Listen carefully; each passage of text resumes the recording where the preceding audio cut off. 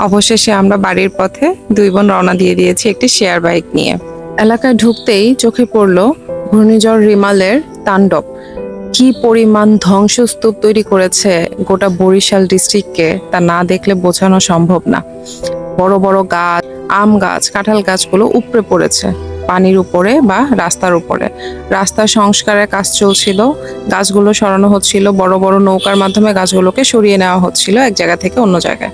আসার পর এটাও দেখলাম পুরো এলাকায় বন্যায় কবলিত।